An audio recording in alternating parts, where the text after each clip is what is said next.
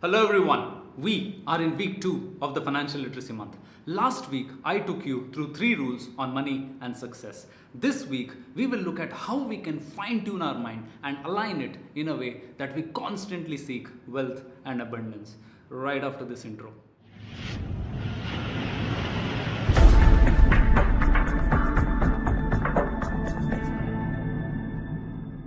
Let us start with a quote. Believe you can, and you are halfway there. Now, we believe when our thoughts and our wishes are in perfect harmony. Allow me to explain this with an example. But first, I seek your permission to share my story. There are 2 parts to my story. Part 1 is the summer of 2008. It was a year and a half since I had started my company, and I landed myself here in this beautiful city of Dubai to explore opportunities. As it goes, I didn't do my homework well, and I landed myself here during the peak of summer during the holy month of Ramadan.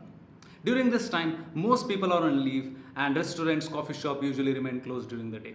It was also a time when the property market was red hot, and I somehow managed to find myself a bed space on the other side of creek, also known as the old Dubai. One day, business as usual. I start early, I go to my meetings. Midday, all my meetings get cancelled.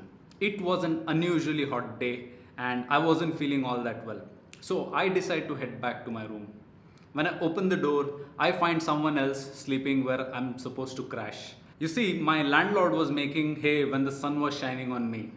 He had rented the same space to someone who works on night shift. So off I go, back into the field, wandering around, getting roasted, waiting for the sun to set.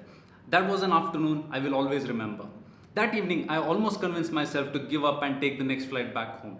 However, I also said to myself, you know what, no big deal. You're not the only person out there. People would have gone through bigger, badder, tougher challenges. So I needed some answers. And on my way back home, I barged into a bookstore, bought a dozen books on business, life, management, and I read them rigorously through the night. So what changed? It was at that time when I learned to distinguish between a wish and a desire. See, desire is next level altogether. You want to upgrade your phone, you want to buy that piece of jewelry, now that's a wish. It is when everything seems impossible and you still want to go ahead and pursue it and get it, that is when you know that you have a desire for it. Now, you want to be financially successful. Now, the question you need to answer is, do you have a wish for it or do you have a desire for it? Coming to part 2 of my story, the fall of 2014.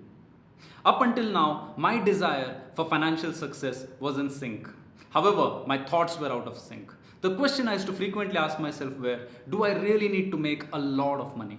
Will money change me as a person? Will money make me greedy? It was in the same year that I met T. Harv Eker. He's a renowned speaker and a multimillionaire.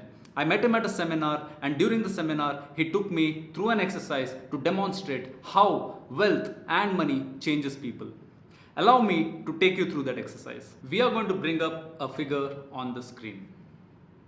Now you have to imagine that this money is in your bank account, and you have to pay close attention as to how you are going to use this money. Maybe you will take a holiday. Next, we are going to add a 0 to the right of it. Maybe you will pay off a loan. We are going to add another 0 to it. Maybe you'll buy a car or a house.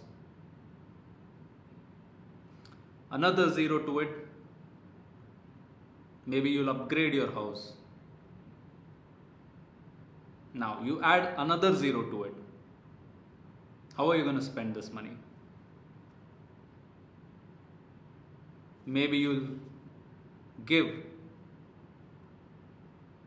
Maybe you'll help people.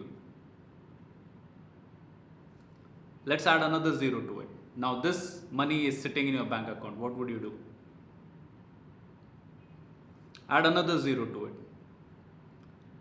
Now you are probably running out of options. Now here's a question I have for you. How many zeros did it take for you to change from a good person to a bad person? At what level of wealth did you realize that I am no longer the same person that I was? You see, money doesn't change people. It simply amplifies them. If you are a giver, you become a better giver. If you are someone who likes to help people, you will get more ways to help people. If you, on the other hand, are someone who steals, you become a big thief. Therefore, look at ways you can admire and model rich and successful people. It is in our DNA to grow and succeed and excel. Seek and you will see that the entire universe will work against all odds to fulfill your desire for wealth and success. If you like this video, please go ahead and give it a big thumbs up. Do leave your comments below and remember to smash that subscribe button. Thanks for watching.